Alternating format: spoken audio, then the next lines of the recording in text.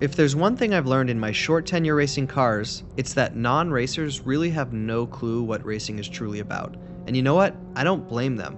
Racing isn't something most people can relate to, even if they think they can because they know how to drive. So I thought it would be fun to address 5 common misconceptions I hear about racing from non-racers. Fellow racers, I want to know what you think about these, if you agree or disagree, if I missed anything. And non-racers, I'm curious, which of these surprises you? I want to know if you learn anything from this video. Here's the thing, street driving takes place down here, well within the limits of your car's capabilities, whereas racing happens way up here at the very limit of a car's capability. Operating a car at prolonged periods of time at the edge of grip is an entirely different activity than operating a car around town. It requires a different skill set with a different mindset, and it's extremely difficult. Yet, when I talk to people about racing who don't know much about it, it's clear that they have the same misconceptions. So in this video, I'm breaking down 5 common misconceptions people make about racing that are totally off the mark. Let's get into it. Misconception number 1. Racing is only about speed. The number one thing I hear from people is, how fast does your car go, or how fast do you go? Honestly, I never know how to answer that, because racing isn't about speed, it's about time. Here's why. Speed is relative. Are we talking about top speed on the back straight, minimum speed between corners 3 and 4, how fast my car can go from 0 to 60? My race Miata, which is an SSM class or showroom stock Miata, only hits about 105 miles an hour on the straightaways. In racing, think of speed as just one data point rather than the thing you're chasing. It's the same thing when I go out for a drive around town. I'm not chasing speed, I'm chasing the experience and the engagement of driving. Speed is just a number. People also assume that racers must love speed, or they say things like, I could never do that, I don't like going fast. But again, here's the truth. Racing isn't really about speed. It's like speed in football or hockey. Sure, it's part of the sport, but it's not the point. Think about hockey players. You don't hear them saying, man, I just love skating fast. Instead, it's about the whole experience. Skating, handling the puck, stopping on a dime, and working with teammates to create plays. Racing is the same. Speed is just a byproduct of the sport, not the sport itself. So the next time you're talking to a racer, if you want to sound like you know what you're talking about, instead of asking, how fast do you go? Maybe ask, what kind of lap times are you putting down? Misconception number 2. Racers are adrenaline junkies. Another question I get often is, are you an adrenaline junkie? And I always have to laugh because I am probably the farthest thing from one. I'm not into skydiving, bungee jumping, or extreme thrill seeking, and honestly, I'm just way too scared of those things. What I love is the feeling of being in control of a machine, harnessing physics and experiencing the G-forces of a car at the limit. And I also happen to be obsessed with cars, so it's a perfect combination, driving incredibly cool machines. And sure, there's adrenaline involved in racing, just like speed is involved. It's an intense sport, and your body's natural response is to be fully alert, because let's face it, racing can be life or death. But the adrenaline is not the reason I do it, it's just part of the experience. That's not to say that some racers out there aren't adrenaline seekers. I've heard Lewis Hamilton say he's a thrill seeker, but I guarantee you that that's not the reason he races cars.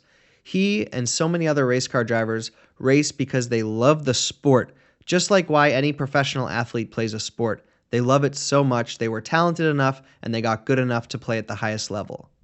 Misconception number 3. Racing is just like driving on the street. Anyone can do it. If you've ever thought racing is just like driving on the street, think again. Racing cars is as similar to street driving as playing competitive football is to just going for a jog. I made this analogy in another video, but it's worth repeating. On the street, you're just sitting in a car making it do things with your hands and feet. But on the track, you're demanding far more from the car, and it's a completely different skill set. Racing requires tremendous physical and mental capabilities, most of which are unnatural if you've never done it before. Ask any gearhead who's done their first track day. It's a humbling experience. You think you know what you're doing because you've driven fast on the highway, but then you realize racing is a whole other ballgame. It's like thinking you can juggle, trying it, and quickly discovering you truly have no clue what you're doing to be fast on track. Racing is a skill that takes years to develop, tons of coaching, messing up, and time behind the wheel. I'm only in my 3rd year doing it, and oh my goodness, I have so much more to learn. Misconception number 4. Racing is only for millionaires. Here's another big misconception, that racing is only for the ultra wealthy. I even made a video about this also, so check that out if you haven't already. Sure, racing is expensive, but it's not as out of reach as people think. I spent a decade convincing myself that I couldn't afford to race, only to realize that there were plenty of ways to get started on a budget. If I had known then what I know now, I could have been racing much sooner, so it's all about finding creative ways to make it work. The thing here is, you have to really want to do it. It's not only the financial cost that can take a toll, but I'd argue, based on my experience, the more difficult thing is the emotional and logistical toll. To go from dreaming about racing to attending race weekends requires an enormous amount of logistical hurdles. For example, you have to get your race license, buy a race car, get all the necessary work done on your race car, transport the car, navigate the race weekend, buy safety equipment, all so you can get a short amount of time on track. You really have to want it, but don't let the financial aspect hold you back. Can it be done? Absolutely. But I'd argue you really have to want it, because if not, you're going to give up way too easily. There's just too many hurdles. Alright, misconception number 5. Racing is only one type of car. A lot of non-racers assume that racing is just one thing. Probably whatever type of racing they were first exposed to. Maybe they grew up watching NASCAR, so when they hear racing, they think of Dale Earnhardt and the Daytona 500. Or maybe they grew up in Europe with Michael Schumacher and can only imagine a screaming red spaceship-looking Ferrari. But racing is as diverse as the ocean. There's road racing, oval racing, drag racing, rally racing, kart racing, autocross, hill climbs, dirt tracks, street circuits, open wheel cars, closed wheels, sports cars, touring cars, stock cars, prototypes. All right, speed round. I'm going to rattle off some names, and when I hit it, buzz it, okay? I will tell you. You got me? Yeah. All right, Brandy, Heather, Channing, Brianna, Amber, Sabrina, Melody, Dakota, Sierra. And honestly, so much more. All of these races take place in organizations like SCCA, NASA, IMSA, NASCAR, Formula One, Formula E, IndyCar, and NHRA. Brandy Heather Lynn, Tammy Lynn. Plus so many other series around the world. The amount of car racing out there is actually pretty overwhelming. So it's a far cry from the one type of car non-racers usually picture when they think of car racing. So those are the 5 misconceptions non-racers have about racing. But wait, I think these are fun, and I want to add one more bonus misconception. Bonus misconception. Racing is just pedal to the metal, no strategy. This is a bonus myth, and it's one of the most frustrating ones, the idea that racing doesn't require any strategy or brains, just guts. In reality, racing is one of the most analytical sports out there. It's like solving a math equation at high speed. You're constantly playing with the physics of the car, executing an ever-changing strategy, and trying not to crash. Remember, if you're not close to crashing, you're going too slow. You often hear F1 fans convincing non-F1 fans about how physical racing is, and they're right. But I think that argument overshadows the equivalent misconception that it's easy on the mind too.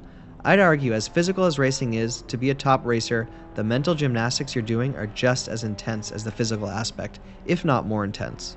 I'm not a sprinter, nor do I solve Rubik's Cubes, but I'd imagine it's something like sprinting and solving a Rubik's Cube at the same time, while juggling, while talking to your mom on the phone.